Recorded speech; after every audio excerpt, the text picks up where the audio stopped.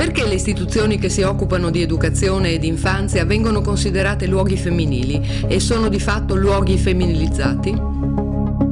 Perché ci sono così pochi uomini che si occupano concretamente di infanzia? Perché ai bambini non diamo l'opportunità di entrare in relazione fin da subito con uomini e donne adulti, educativi e significativi nei primi anni di vita?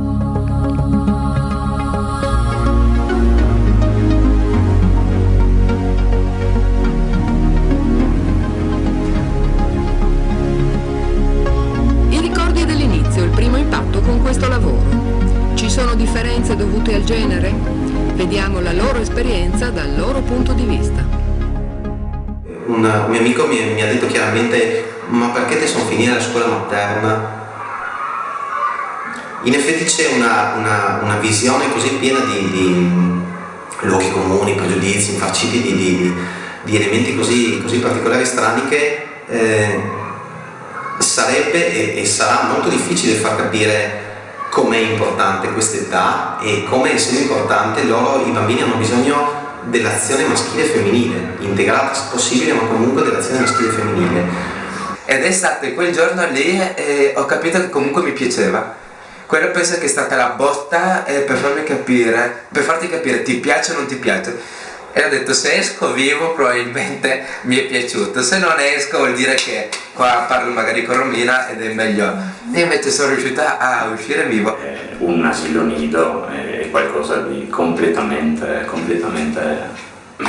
inimmaginabile fino a quando non ci si trova dentro. Per esempio un genitore che rideva sempre, no, di me, guardandomi, diceva: io alla tua età pensavo ai trattori, pensavo ad andare nei campi, tu sei qua che tieni i bambini, no? Mi guardava un po' come dire: fai un lavoro che non ti compete, no? Quando in realtà ovviamente sappiamo che non è così e non deve essere così, appunto, no? Dall'inizio insomma sono riuscito subito a entrare in sintonia con il mondo di queste delle donne. Non nego che all'inizio ero un po' preoccupato. Qui è diverso rapporto con la fisicità dei bambini. Io vivo la fisicità in maniera molto diversa dalle mie colleghe, soprattutto nei giochi e nel modo di stare, per esempio, all'aria aperta o in giardino. Per me giocare con i bambini è sostanzialmente giocare con loro, però andare loro incontro quando invece è evidente la loro necessità di avere un contatto fisico forte, no? Per cui tutti i giochi di lancio, di salto, di abbraccio. I bambini ricercano delle esperienze magari anche più forti, più coinvolgenti, che può essere anche la lotta, ricercano sia la parte maschile che la parte femminile, insomma. Vedo che mi ricercano e vedo che anche i bambini hanno una fortissima, magari forse più le bambine hanno una fortissima diffidenza iniziale, ma poi le cose vanno bene. In questi anni si è sempre creato un rapporto bello. La capacità di mediare di un soggetto maschile è differente rispetto a quella dell'educatrice. Mi trovo ad avere a che fare con genitori, con mamme che mi dicono: Andrea, tu sei l'unica figura di riferimento che questo bambino ha maschile, e questo per me è importante. Io mi sento caricato di responsabilità che mi piace averle, però sento che il mio ruolo è importante all'interno delle strutture. Credo di essere stato, e dalle mie colleghe e da tanti genitori, coccolato e trattato bene ancora di più, forse in quanto maschio, perché ero sicuramente quello che spicca. Tipicamente nel mondo degli asili nido il mio nome lo sanno tutti. A ogni 10-20 curriculum forse ne arriva uno di un educatore maschile. Comunque è anche un discorso di qualità del servizio che viene dato, perché comunque viene dato tutto lo spettro di quello che un bambino può trovare. Sì, ripeto, il problema è trovarli, perché ce ne sono veramente pochi. È anche vero che quei pochi che ci sono, una volta che hanno finito gli studi, se continuano, sono bravi, perché vuol dire che la passione c'è. Chi continua è proprio perché gli piace e soprattutto ha le capacità, perché comunque è sopravvissuto. Perché continua a essere messa alla prova e ho potuto dimostrare ho raggiunto degli obiettivi nel poter con le maestre che hanno un rapporto di parità. comunque, non che io sono il ragazzino, ma che io sono un educatore in quel momento. Probabilmente fuori sono il ragazzino che si va a divertire, ma in quel momento sono una persona professionale con il quale ti puoi confrontare sulle difficoltà che ha quel bambino o sulle difficoltà che abbiamo noi due nel rapportarsi come due adulti, e lì sono alla pari, sono riuscito ad ottenere questo, ma c'è stato un percorso da raggiungere. Negli ultimi anni ho avuto a che fare con papà che hanno le mie volte, dicono: ma cosa fai, tu lavori qua o sei papà di qualche bambino? No, li faccio il lavoro qua, magari quando siamo di sera parliamo dei bambini, mi dicono che bel lavoro che fai, che gli piacerebbe anche a loro fare questo tipo di lavoro.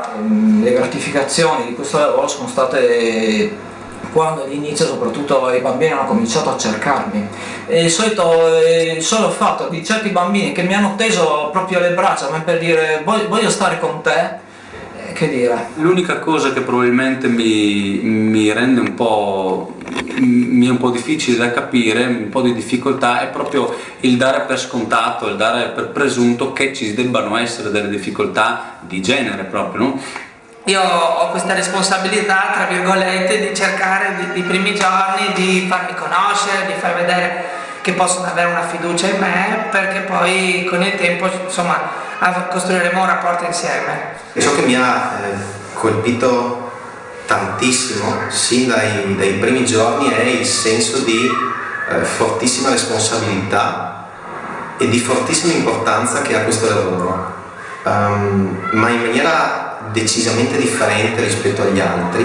Per me è stato un colpo veramente fin quasi sul fisico, è stato questo enorme senso di importanza di stare con loro in questo momento della loro vita, con tutte le ore che stai con loro ogni giorno, e la forte sensazione di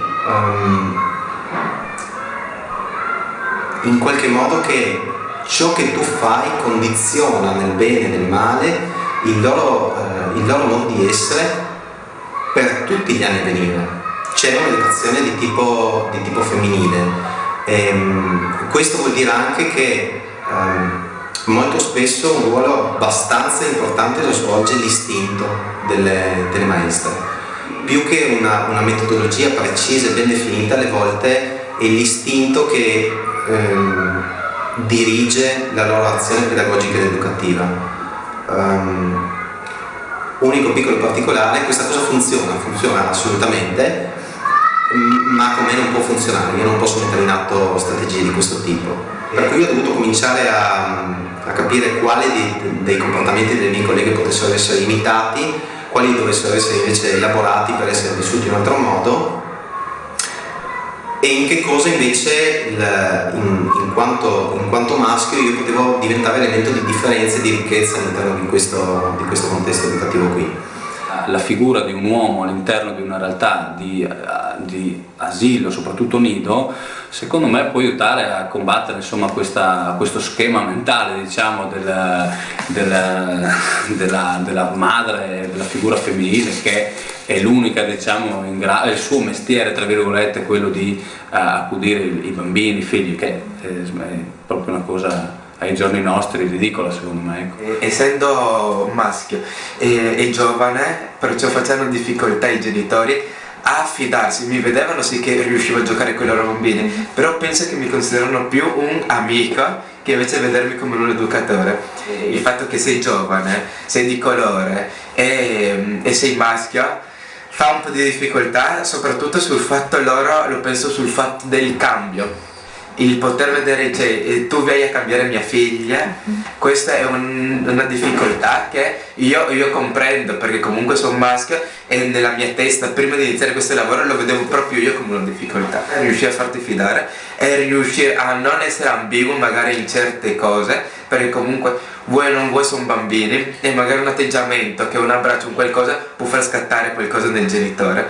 Perciò il lavoro che io ho cercato di fare subito non è stato sul genitore di cercare, ma di guadagnare tramite il bambino la fiducia del genitore. Io però vedendo il bambino che quando entrava correndo e mi veniva ad abbracciare, diceva vuol dire che magari durante la giornata sta bene, che questo è stato un bel obiettivo raggiunto. Non credo che l'uomo sostanzialmente sia un fattore diverso che possa dare qualcosa di più, ovviamente neanche qualcosa di meno, nella professionalità. Quindi credo che sia utile ad un gruppo essere un gruppo eterogeneo e quindi che ci sia la presenza maschile all'interno di un gruppo maggioritario di donne, così come dovrebbe essere e valere il contrario in altri lavori.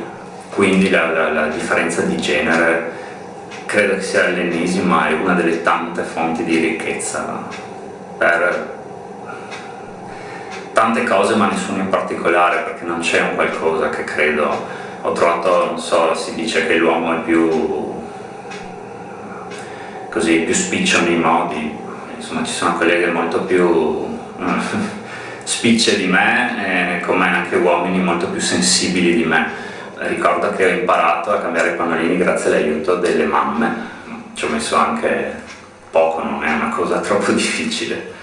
E il tratto che emerge di più fuori dall'asilo nido, perché quando si dice dove lavori, in un asilo nido, cambi i pannolini, si dice, l'ho sentito tantissime volte. Quello che invece è più difficile, ed è la stragrande, la quasi totalità del lavoro, è capire quali sono le esigenze, le necessità, le problematiche e allo stesso tempo i piaceri, i modi di vivere, di comportarsi, di relazionarsi dei bambini in questa fascia d'età. Sono 3 anni, però dai bambini che hanno pochi mesi ai bambini che finiscono magari a 3 anni, 3 anni e mezzo, c'è un universo in mezzo, cambia completamente la vita.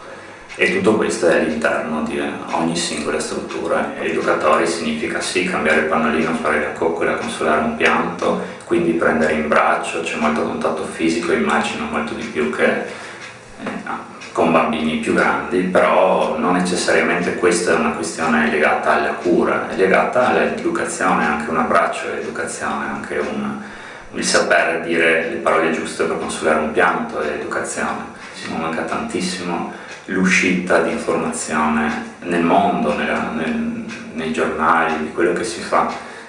Ci sarebbe bisogno di scoprire molto di più quello che si fa all'interno di un nido, senza praticamente neanche far caso se all'interno di un nido c'è un uomo piuttosto che 3 o nessuno. Ecco, gli asili nido hanno una storia per cui sono nati come contesto quasi esclusivamente di cura, ma adesso sono luoghi educativi e quindi siamo educatori.